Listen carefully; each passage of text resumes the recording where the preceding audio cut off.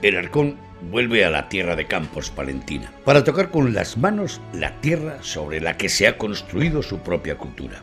De la mano de Izaskun, una joven arquitecta terracampina, entenderemos la fuerza del barro y la importancia de potenciar y proteger el patrimonio heredado en la arquitectura tradicional. En Monzón de Campos nos espera Puri, que es el alma del Centro de Iniciativas Turísticas de la zona. Ella nos contará cómo nació la batalla naval en su pueblo a la orilla del río Carrión. Nos sentaremos en la mesa de la Concordia para pulsar a David y a Beatriz, dos jóvenes que tienen muy clara la fuerza de la cocina rural palentina, y saborearemos juntos los platos elaborados con los célebres nabos de Monzón. Sin salir de esta histórica villa, charlaremos con Pilar y Miguel, un pintor y una arquitecta que han encontrado aquí la fuente de inspiración para su trabajo. Comenzamos. Amanece en las lagunas de la Nava. La vida vuelve un día más al mar de Campos Palentino. En lo alto del mirador de Utilla del Pino nos espera Daniel Landa, desde donde ha salido tantas veces para dar la vuelta al mundo. Este joven palentino, periodista y realizador de documentales que ha visto amanecer en los 5 continentes, nos desvelará su hoja de ruta, su cuaderno de bitácora. Conoceremos qué piensa un paisano nuestro, cuyas raíces se hunden en la horizontal tierra de Campos cuando se pierde en las selvas amazónicas, en las estepas siberianas, en las costas del Pacífico o en las sabanas africanas. Daniel nos espera al amanecer, contemplando la panorámica de Mazariegos de Campos, que es el solar de sus mayores, y las secuencias de una tierra de abutardas, palomares y arquitectura de adobe que nunca le abandonan en sus viajes.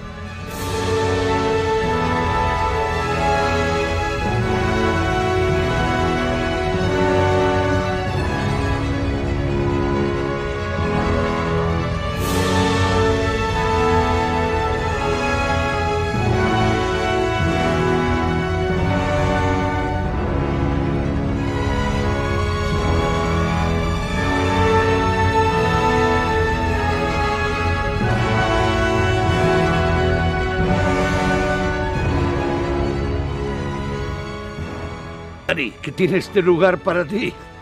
Bueno, creo que parece obvio, ¿no? Es inspirador el horizonte de Tierra de Campos, el mar de Castilla. Y yo desde este lugar comencé la primera travesía que me llevó desde aquí, desde el mirador de Utilla del Pino hasta Singapur, en coche.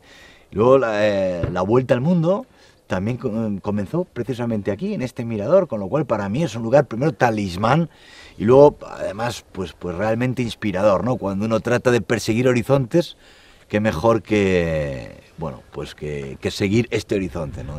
No deja de ser paradójico que salgas de un lugar por donde vemos todos los años venir a las aves migratorias desde el norte de Europa hasta África. O sea, que eso también te ha condicionado. Pues sí, este es un punto migratorio y la verdad nosotros hemos seguido esa estela y además lo hemos hecho, pues mira, el primer viaje 4 meses nos llevó en coches que te comentaba a Singapur y luego la vuelta al mundo, ¿no? Con lo cual sí que parece un lugar de paso, pero sin embargo es un lugar donde yo vuelvo, con lo cual tiene esa gran paradoja, ¿no? Que te inspira a irte, pero por alguna razón también te hace volver siempre, ¿no? Yo vuelvo aquí. Dicen los terracampinos que aquí no hay montañas ni barreras, que es todo un horizonte, que esto está limpio, que está la puerta abierta para ir a donde sea. Efectivamente, ¿no? Cuando tú ves un terreno tan llano, a mí me recuerda mucho a las estepas de Mongolia, ¿no? Donde también ves el paso de aves migratorias. Dani, este paisaje, que es el de tu tierra, el barro, forma parte de la arquitectura, forma parte de la cultura. Oye, eso te lo habrás encontrado en otras partes del mundo. En un montón de aldeas de diferentes continentes. en Bolivia, el barro, el adobe, es una de los materiales de construcción básicos en el altiplano, que mira, precisamente altiplano que tiene también una orografía parecida a esta, pero también en África, ¿no? En muchísimos de los poblados, que uno parece que lo encuentra exótico, pero viene aquí, y aquí el barro forma parte del paisaje también. Viajar te amplía el punto de vista, la perspectiva, ¿no? Pero de alguna manera yo siempre insisto en que te ayuda también a entender tus propias raíces, ¿no? Ya no tanto por comparación, sino porque muchas veces conoces el origen de tu tierra por el reflejo que ves en otras ciudades, pero el origen está aquí, ¿no? Oye, Dani, los periodistas y los que os dedicáis a hacer este tipo de documentales y estos viajes por el mundo sois de una pasta especial. Al margen de la aventura y de lo periodístico, buscando el titular en el último confín del mundo, oye, esto implica riesgo. Os la jugáis en vuestro trabajo, ¿no? Bueno, ha jugado la vida más de una vez. ¿No? A ver, hay un desafío y claro, cuando uno, a ver, todo periodista apasionado, y creo que los dos lo somos, ¿no? Que le gusta adentrarse en las historias que quiere contar, ¿no? Y crear historias a partir de, bueno, pues investigar en el lugar donde uno va. Y a veces eso pues conlleva a cruzar selvas, asomarse a volcanes, ver poblaciones que viven, desde luego, en un hábitat para nosotros muy inhóspito, ¿no? Se podría hablar de infinidad de sitios, la isla de Diomedes en el estrecho de Bering, un lugar donde con una temperatura de 67 grados bajo cero, las tribus de Papúa Nueva Guinea, ¿no? Me tocó padecer la malaria, me picó el mosquito y ahí tiene... Bueno, pues son precios, pequeños precios que uno tiene que pagar. Dani, confiésamelo, ¿te has bañado desnudo? Bueno, no. ¿Te has bañado corito alguna vez en algún río de África o en alguna playa del Pacífico? Pues mira, sí que es verdad que me he bañado corito y además me he bañado en el océano glaciar ártico, en Noruega, al norte de Noruega. Bueno, una de esas bravuconadas de a ver quién se atreve a bañarse una vez acabemos la grabación, y yo me tiré, puedo decir. Desde este mirador contemplamos unos de los amaneceres y atardeceres más bellos de la provincia de Palencia y de la región y de Tierra de Campos. Oye, ¿cómo son los amaneceres por ahí?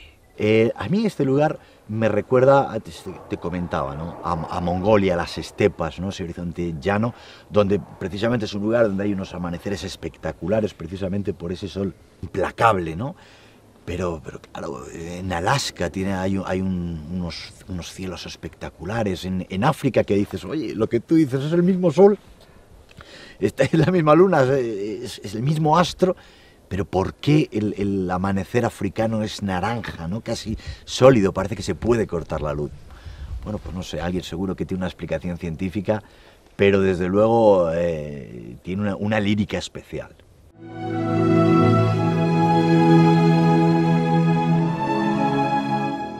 Nos dirigimos a Mazariegos de Campos, pues en esta localidad terracampina está el origen de la familia de Daniel Landa.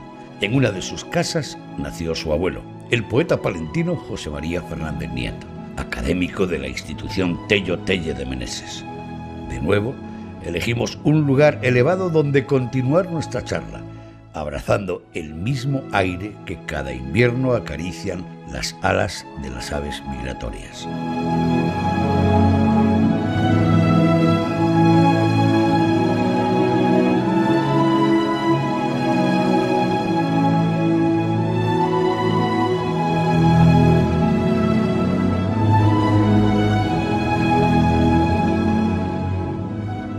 ¿Qué lazos te unen a esta población de Tierra de Campos, Dani? Bueno, pues nada menos que las raíces de mis ancestros mazariegos. Aquí en Tierra de Campos, bueno, pues nació mi abuelo José María y creó la farmacia mi bisabuelo Marcelo, y la verdad pues hay mucho de mí también en este pueblo. La panorámica del pueblo de tus mayores nos muestra algunos signos de la arquitectura terracampina, los palomares. Oye, ¿te has encontrado tú por esos lugares del mundo que recorres palomares como estos? Mira, como estos no, te lo puedo asegurar, ¿no? Encuentras muchas estructuras diferentes de arquitecturas también relacionadas con el mundo animal y de la naturaleza, pero como los palomares de aquí, la verdad es que yo no lo he visto en ningún sitio, ¿no? Yo creo que es algo único de aquí. Un buen momento para recordar a tu abuelo, al poeta. ¿Tú también eres un caimán con vocación de arcángel? Bueno, en los célebres versos de su autorretrato, ¿no? Que decía: soy un caimán con vocación de arcángel, soy una rosa sobre un estercolero, soy dentro de mi barrio prisionero, una canción escrita por un ángel. Yo tengo más de caimán que de arcángel, ¿eh? Eso desde luego. Y en tu caso, como periodista, escritor y realizador, pesa mucho ser nieto de José María Fernández Nieto, el poeta. Para mí es un orgullo, ¿no? Yo creo que nadie trata de alcanzar aquel listón que nos ha dejado, ¿no? No tanto como, además como poeta, sino como lo hemos visto en Mazariegos, ¿no? Una persona muy querida por todos. Para mí es un orgullo llevar el legado de mi abuelo en la sangre. ¿Cuál ha sido tu último viaje que vamos a ver en los documentales? Bueno, recientemente he regresado con una expedición con otras 2 personas de un viaje que nos ha tenido durante 12 meses vagando por el Pacífico, desde Japón a Nueva Zelanda, en una serie que se llama precisamente así, Pacífico, y que creo que hemos conseguido recoger testimonios y culturas ya no solamente ancestrales, ¿no? Sino también además en un estado muy primitivo, muy salvaje, y a la vez, pues como siempre pasa en estos casos, recibiendo lecciones de vida a diario por parte de la gente que habita las islas y los territorios del Pacífico. Dani, además de la parte bonita, ¿no? De la parte antropológica, del viaje, de los paisajes, de los lugares, también está la parte conflictiva. ¿Has entrado una vez en un país en guerra? Sí, la verdad, en el primer viaje que nosotros hicimos hasta Singapur, cruzamos Chechenia el día que empezó la guerra, ¿no?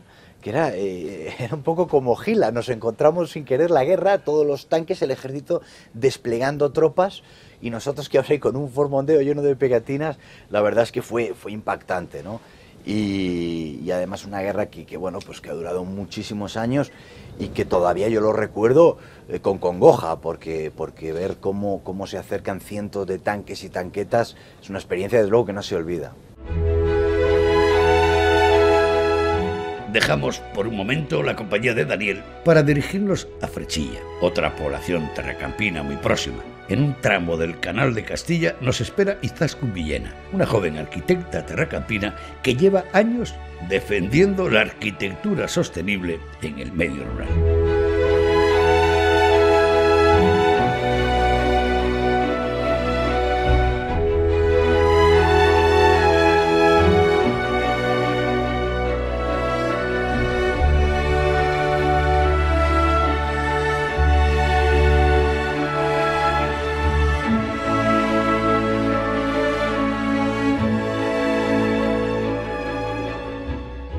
Izaskun, hace unos años, cuando te conocí, no pensé que ibas a durar tanto tiempo como arquitecta en tu tierra.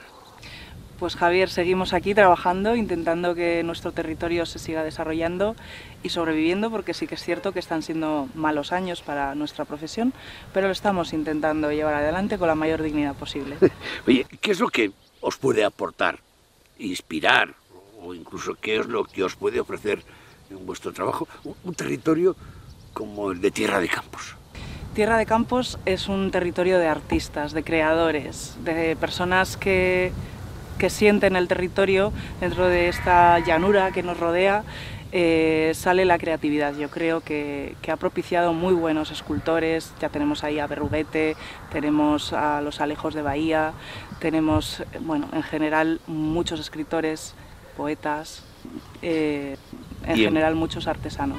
¿Y en pleno siglo XXI qué pinta? ¿Qué puede aportar un arquitecto a este territorio?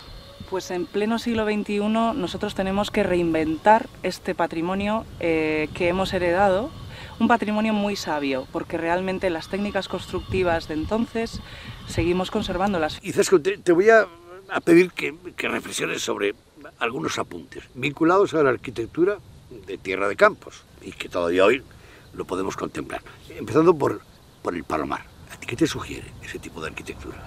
El Palomar me sugiere pues un elemento en estos momentos paisajístico, muy atractivo para el visitante y el turista, pero no exento de uso. ¿Por qué tenemos pocas viviendas inspiradas en el Palomar como figura geométrica?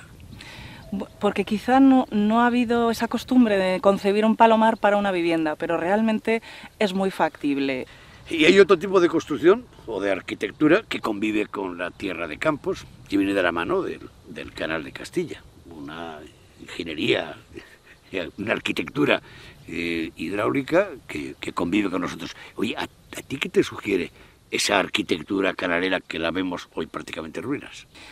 Vamos a ver, el curso fluvial siempre ha estado ligado a la vida, entonces es lo que riega de vida realmente estos campos que tenemos hoy, pero además es un recurso turístico, es un recurso que si somos capaces de exportarlo convenientemente y de tejerlo, yo creo que el Canal de Castilla es maravilloso. ¿Por qué algunos seguís defendiendo el adobe como material de construcción, al margen de que forme parte del paisaje, de la arquitectura de tierra de Campos que tiene el adobe? El adobe es un material por naturaleza eficiente porque lo utilizamos recién sacado de la tierra. Lo elaboramos de una manera, bueno, digamos que muy artesanal, pero deberemos de ser capaces de producirlo de una manera industrializada, quizá. Es un material saludable porque desde un punto de vista habitacional, digamos, una casa de adobe siempre es mucho más saludable que una casa hecha de mortero.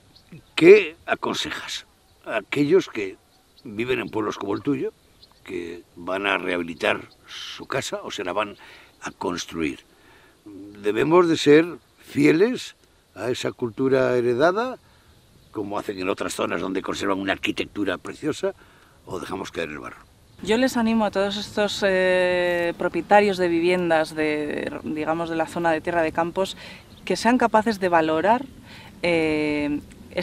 la tipología constructiva que tenemos en los edificios. Estamos hablando de edificios, materiales característicos, que ya lo hemos dicho, que es la piedra, es el ladrillo, es la tierra, el adobe, la madera en sus aleros, que no nos falten esos aleros. Y son edificios que además son agradables para la vida.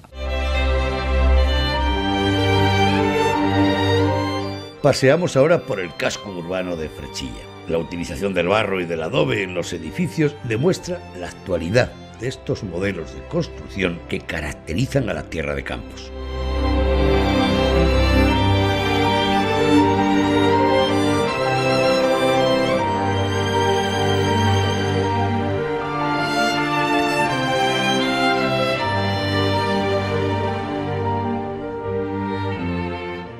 Izaskun, a mí me encanta este tipo de arquitectura. Nos encanta a muchas personas y debemos de ser capaces de valorarlo, entender esta arquitectura, rescatarla porque realmente debemos de repararla, pero repararla convenientemente. Hay que saber cómo hacerlo y es un valor auténtico y característico de Tierra de Campos. ¿La construcción de adobe es la hermana pobre de la arquitectura?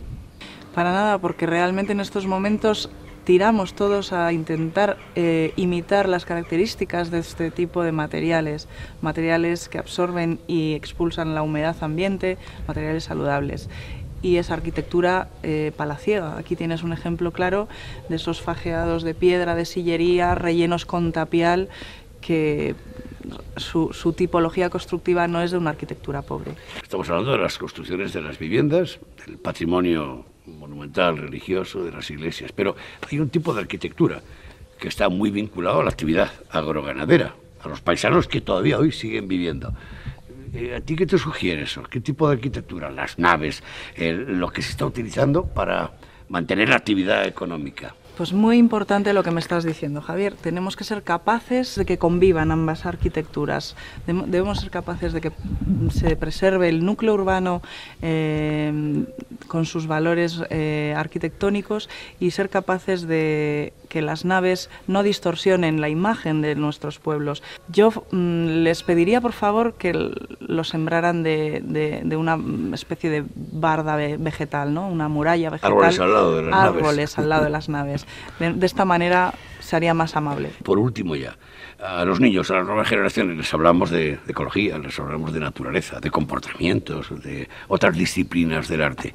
¿Se les habla a las nuevas generaciones de este tipo de arquitectura y de lo que hay detrás del supuesto. adobe y del barro? También les hablamos del adobe y de las casas de tierra de sus abuelos, de manera que ellos aprendan también la técnica, aprendan el oficio. Trabajamos con los más pequeños para que se sensibilicen, para que entiendan esa experiencia de tocar el barro, de hacer un ladrillo con sus propias manos. Está claro que hay futuro para una arquitecta y para un arquitecto en Tierra de Campos, ¿no? Porque innovamos, porque nos reinventamos todos los días.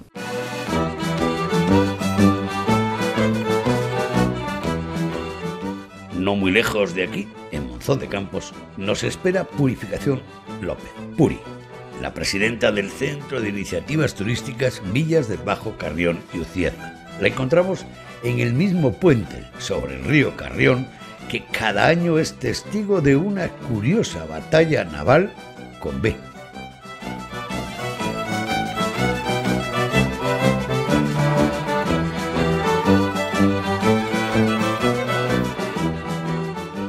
Puri, ¿cómo se escribe batalla naval? Con B. ¿No se escribe con V? Con nubes de barcos, pero la nuestra es de nabos. Oye, le hemos sacado jugo a los nabos en Monzón de Campos, ¿eh? Pues sí, qué brutos hemos sido. Ya Batalla naval con B. Con B. ¿Cómo surge el Centro de Iniciativas Turísticas en Monzón de Campos? Pues el Centro de Iniciativas Turísticas del Bajo Carrión y Ucieza, que es comarcal, nació en noviembre del 99. Va a hacer 16 años ya que se constituyó. Pues ¿por qué? Pues por la mayoría de los CID. Queremos promocionar la comarca, promocionar la zona, identificar una razón de ser. Aquí en este caso, pues con el tiempo nos dimos cuenta que eran los nabos. Ya sabes que los habitantes de Monzón nos llaman nabos. Y decimos que con mucha honra, porque ya hemos esclarecido el por qué nos llaman nabos. Oye, cuéntame lo del inicio de esa batalla de los nabos que os tiráis desde el puente al río. Se nos ocurrieron los nabos, pues porque hacíamos guerras de moros y cristianos, cuando vienen los moros a cobrar las parias, que es tierra de nabos, es tierra de moros esto. Y ya se cultivaban los nabos y sembraban nabos y la población comía nabos. Y son muy buenos para la gastronomía. Desapareció el cultivo pues cuando llegó lo de la patata. Y la remolacha después, que vino a Monzón también. Y la remolacha de Monzón. Que se marchó también. Y ya pues, ni se siembran ni se comen, ¿no? Pero últimamente, desde el restaurante de la Concordia, estamos saliéndolo para la gastronomía de hoy. ¿Y cómo surgió lo de la batalla de los nabos? La batalla de los nabos, por la que se estaba comentando, eran batallas de moros y cristianos, venían los moros a cobrar las parias, y los cristianos pues les subían los impuestos, iban a pasar hambre. Y había muchas, según la conmemoración, había muchas, todos los años había batallas y luchas entre los moros y los cristianos. ¿Ha merecido la pena durante todos estos años tirar de un centro de iniciativas turísticas en Monzón? Pues como todas las cosas, tiene muchas cosas muy buenas, muy positivas, y tiene pues muchas quemadas, ya sabes lo que pasa. Pero bueno, ha sido un buen impulso para poner a Monzón en el mapa del turismo. Cuando mandamos la primera vez la noticia batalla naval con B a los medios de comunicación, a los periódicos, decían los del norte de Castilla y el diario palentino, pero qué burros estos de Monzón, pero qué nabos, batalla naval en Monzón con B. Bueno, llamar la atención, se trataba de llamar la atención como fuera. Bueno, y tú siempre has sido una empresaria rural, además de la hostelería de Monzón de Campos, pues sí, ¿no? yo desde cría. ¿Sigues tomando comandante en el restaurante? No, yo ya no. Yo ya me he dado cuenta que mis hijos son más listos que yo, lo hacen mucho mejor que yo, y les he dejado a ellos. No me digas que están ya a la frente los dos. Sí, lo llevan mi hijo y mi hija. Y yo de mil amores les veo encantada porque lo hacen muchísimo mejor que su madre. ¿Estarán en el restaurante ahora? Sí, ahí están. Oye, vamos a ver. Sí, te llevo.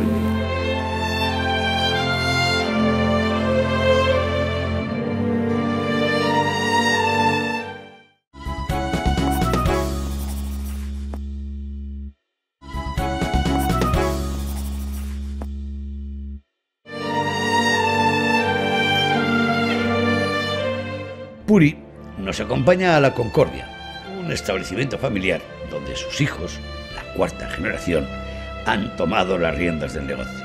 En su restaurante comprobaremos la importancia de la cocina rural palentina de la mano del joven cocinero David y de Beatriz. Todo un derroche de vitalidad y simpatía. Ellos nos explicarán cómo los nabos han llegado a convertirse en protagonistas de la gastronomía palentina y de la Tierra de Campos.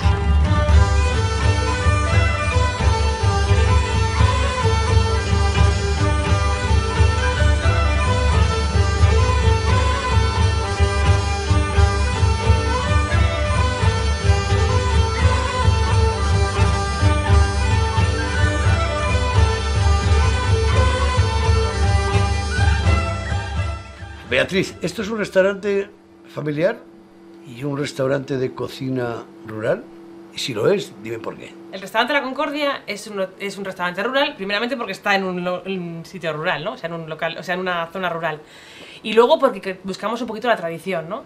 El horno de leña, la gloria castellana, el ambiente es muy hogareño, muy de estar en casa, la chimenea en invierno, por ejemplo, es una cosa muy especial nuestra. Y luego, sobre todo eso, los platos tradicionales, luego de las gallinas felices, buscar un poco los platos que encajan con la cocina tradicional castellana. En tu caso, debe ser el primer jefe de cocina de Palencia y de Castilla y León especializado en la cocina de los nabos. Eso es, aquí con los nabos típicos de Monzón, pues a darle caña. ¿Qué platos habitualmente haces con nabos? Hacemos un trampantojo, por ejemplo, que se engaña a la gente, parecen rabas y son nabos. La ensalada de nabos con queso de cabra y fresones es muy rica.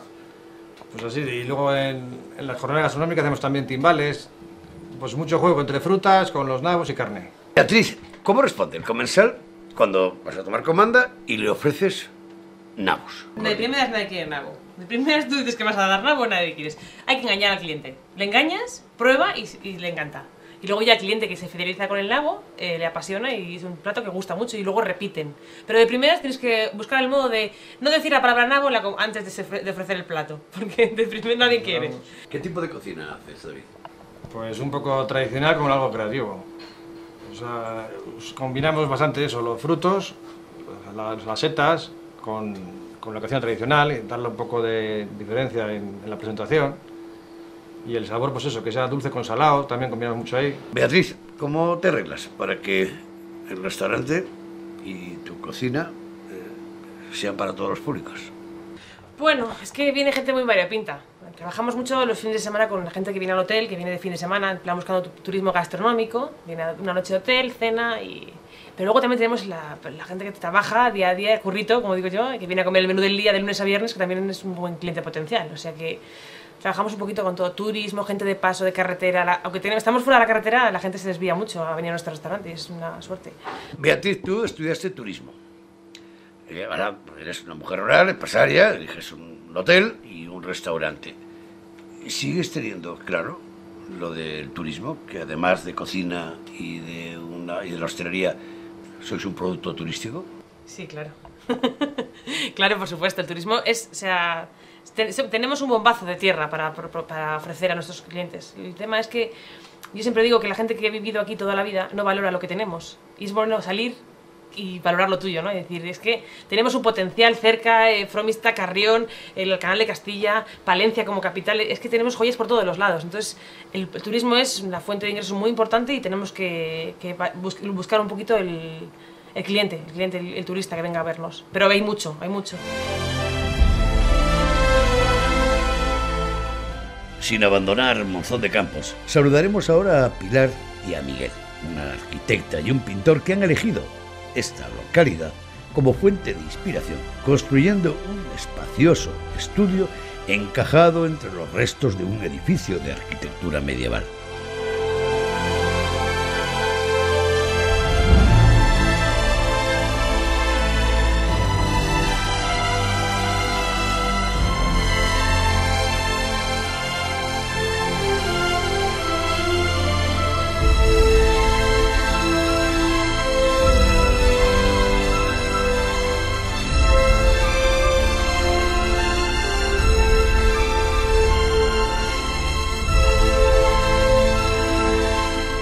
Pilar, viendo las dimensiones de la obra de Miguel, entiendo ya los espacios de tu estudio.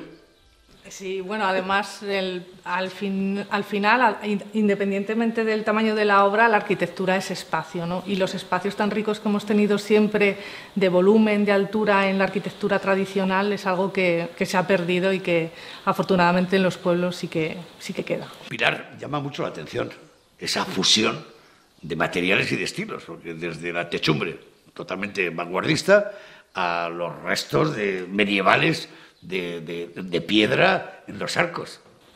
Sí, la cuestión era hacer como un collage del tiempo, escarbar la propia ruina, ¿no? Que saliera todos los pasos que ha habido temporales en el edificio. Pilar, ¿tiene futuro hoy una arquitecta en Tierra de Campos?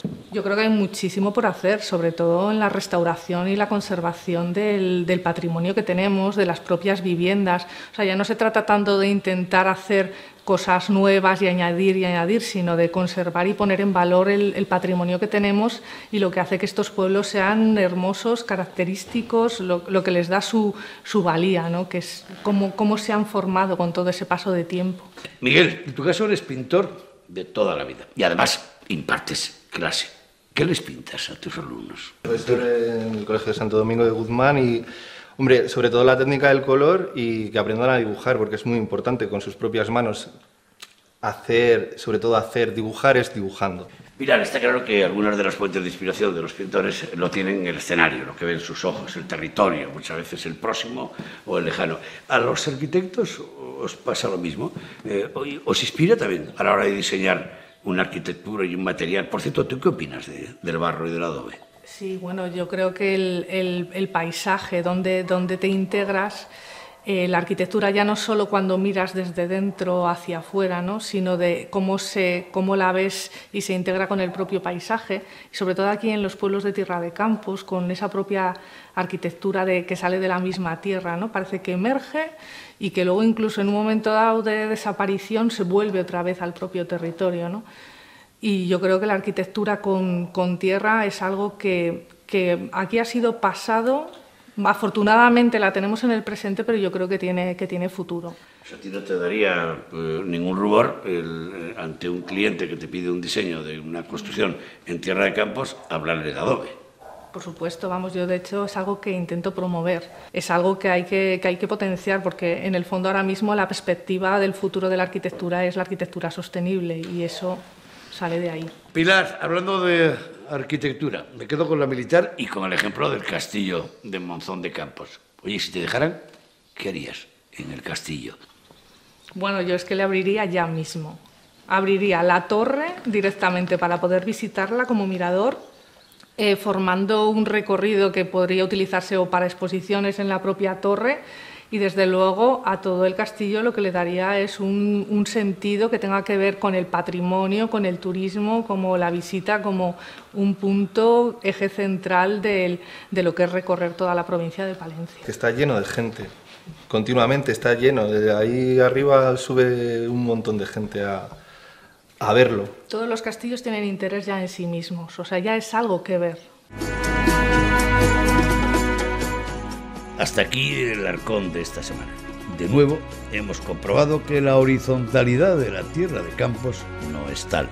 De ella brotan hombres y mujeres que siguen defendiendo una cultura única. Pero no nos vamos sin despedir a Daniel antes de que inicie otro de sus grandes viajes por el planeta Tierra.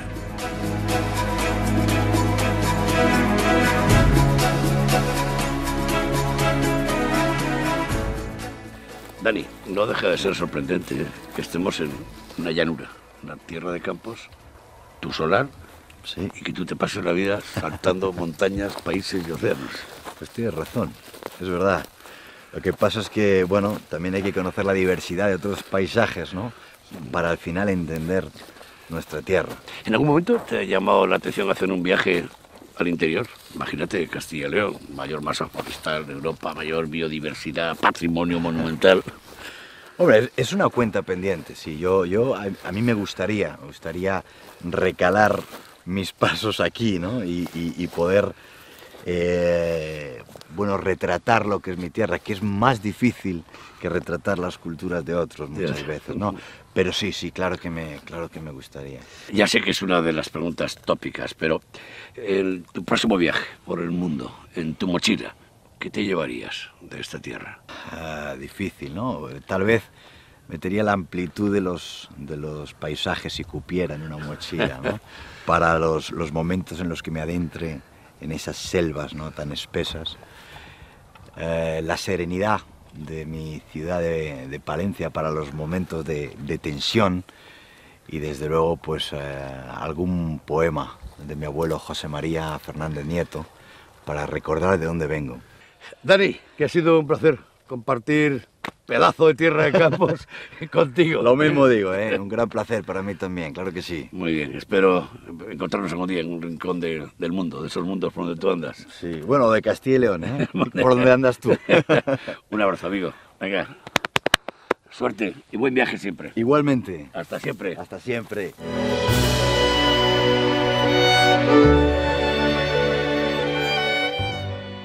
Ahora sí, nos despedimos con unos versos del abuelo de Daniel, de José María Fernández Nieto.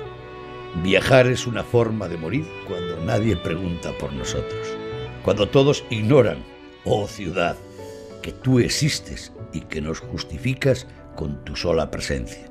Una ciudad, un pueblo, una aldea, una casa, un lugar donde sepan que vivimos, que amamos, es algo necesario para saber que somos.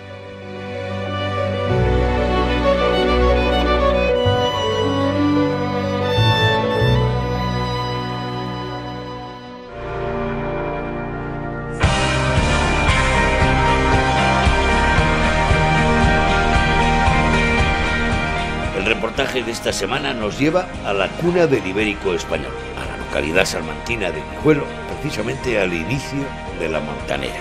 Nos espera Juan Carlos. Él es el presidente de la denominación de origen y ha sido pionera en España en la protección de los jamones de bellota y la primera figura de calidad en ampararlos.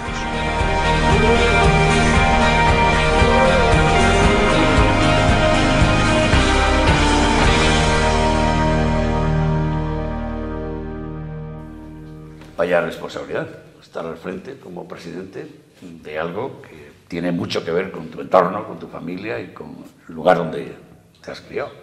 Sí, soy hijo de un industrial, Jesús González, que falleció ya, y la verdad que empecé con él cuando tenía 14 años prácticamente. Estamos muy agradecidos de haber tenido un padre así. Juan Carlos, ¿qué hay detrás del logotipo de la denominación de origen Guijuelo? Pues muchas empresas familiares, ¿entiendes? Y muchas, aparte de las empresas familiares, pues viene una sucesión de hijos de esas familias, ¿no? Y yo, como representante un poquito de la denominación de origen, como presidente, pues la verdad que intento velar por eso. Guijuelo sigue siendo un término geográfico que marca el motor de una economía que protagoniza la industria de la carne.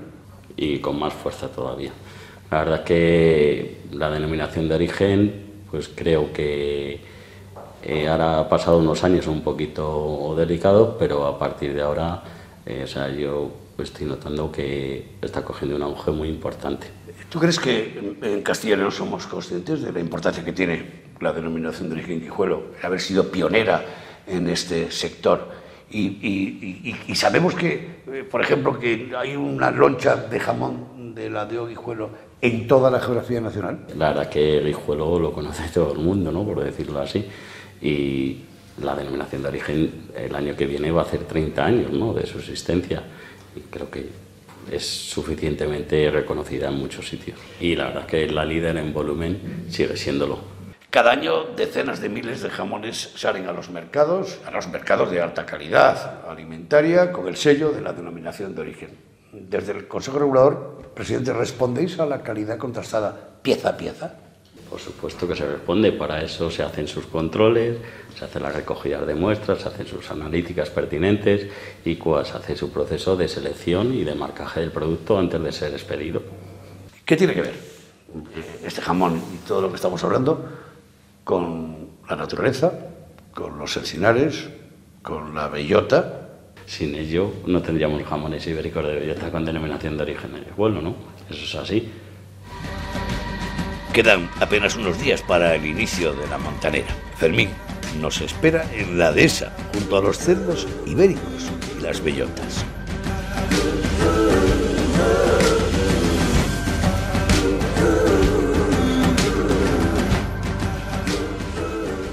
Fermín, ¿qué tiene que ver una loncha de jamón con todo lo que estamos viendo ahora mismo? Es todo. Si buscamos calidad en una loncha de jamón, tenemos que venir aquí al campo a verla. Aquí es donde aparece todo, donde los cerdos se alimentan de la bellota donde esos hidratos de carbono de la bellota se van a transformar a su vez en grasa, en ácidos grasos de alto valor que van a dar calidad inestimable, inexcusable al jamón ibérico de bellota. ¿Dónde estamos ahora? Estamos en el corazón del campo Charro Salmantino, una finca que se llama Aldea Vieja, muy próxima a la localidad de Las Fuentes de San Esteban, ya te digo, en pleno campo Charro Salmantino. ¿En qué momento del ciclo vegetativo están los árboles que dan bellotas? Estamos al comienzo de la montanera.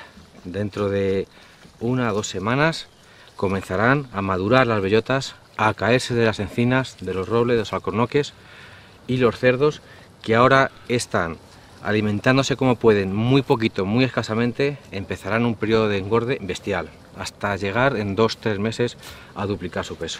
Fermín, ¿podríamos buscar una relación o una similitud entre la vendimia y el viticultor con la montanera y el ganadero de porcino?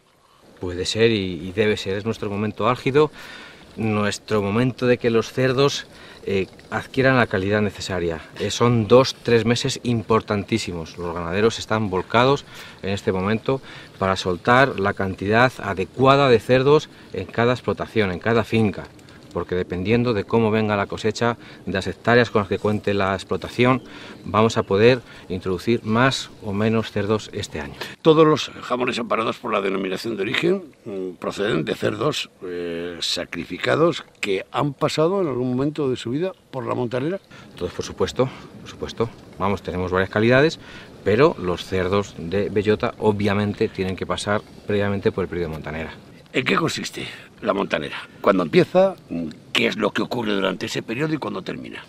La montanera es un régimen de explotación, es un periodo de tiempo, tampoco tiene principio ni final. Lo marca la maduración de las bellotas. Cuando empiezan a caer, empieza la montanera. Acaba cuando los cerdos han agotado las reservas de bellota. Cuando ya han caído todas del árbol, los ganaderos también reservan algunos espacios para el final del engorde de los animales, y cuando acaban las bellotas, acaba la montanera. Estamos en el inicio del otoño, ya las bellotas apuntan. ¿Podríamos augurar ya la cosecha que vamos a tener este año de bellota? La verdad es que los árboles vienen muy cargados, pero como dicen en mi pueblo, todavía les queda muchas noches al raso. Hablando de tu pueblo, tú eres de Guijuelo. Sí. ¿Cuántos años llevas en el Consejo Regulador? Llevo 15 años, el año que viene empezaré mi 16ª temporada. De nuestra campaña de montanera, de recogida de muestras y demás. Guijuelo es todo eso. Bellota, encina, montanera, industria cárnica, jamón. Claro, Guijuelo es todo eso. Guijuelo es jamón, Guijuelo es ibérico. Ahora solo nos queda comprobar que todo lo que hemos visto se traduce en las bodegas donde se curan los jamones ibéricos. Javier, técnico del Consejo Regulador, será quien nos lo cuente con el cuchillo en la mano.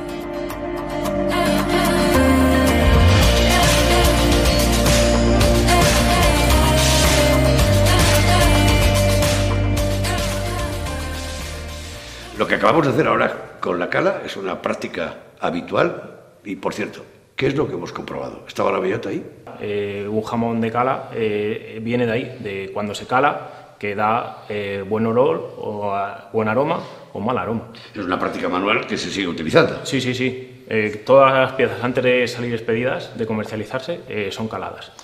¿Cuánto tiempo los jamones amparados por la denominación de origen Guijuelo tienen que permanecer en esas bodegas y por qué es tan importante para el jamón?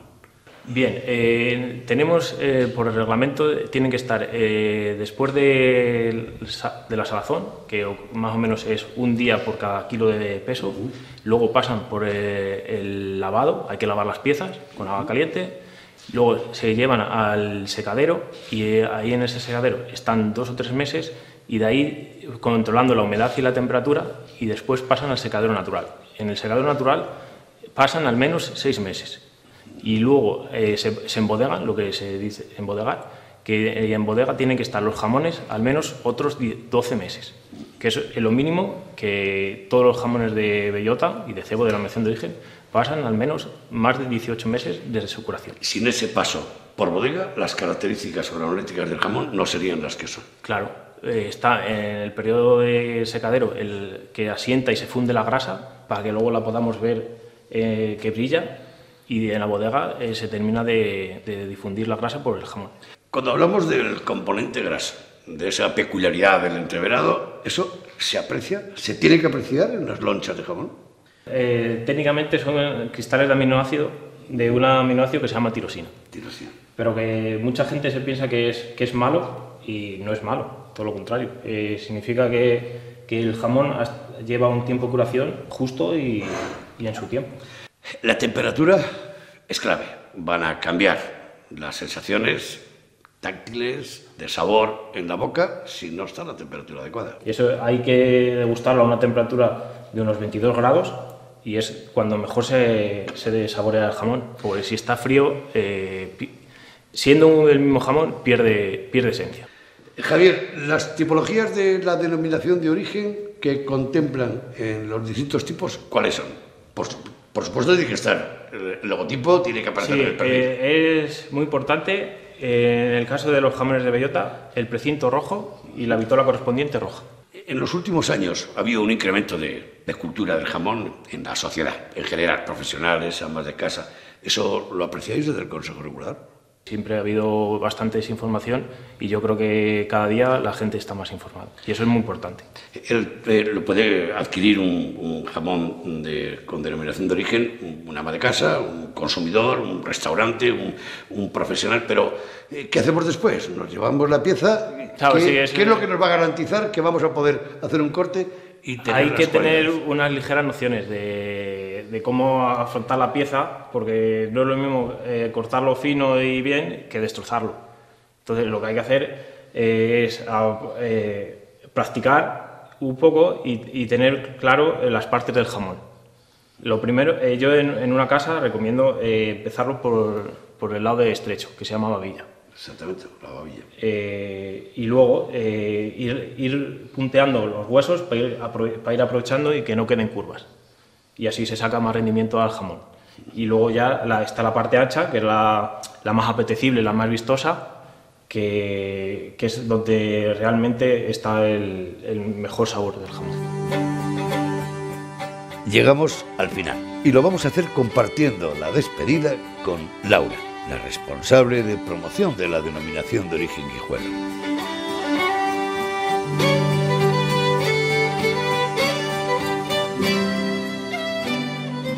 Laura, es la primera responsable de marketing que conozco que se haya criado en un ambiente de cerdo ibérico como el que estamos viendo. Para mí es un orgullo, no te voy a decir que no.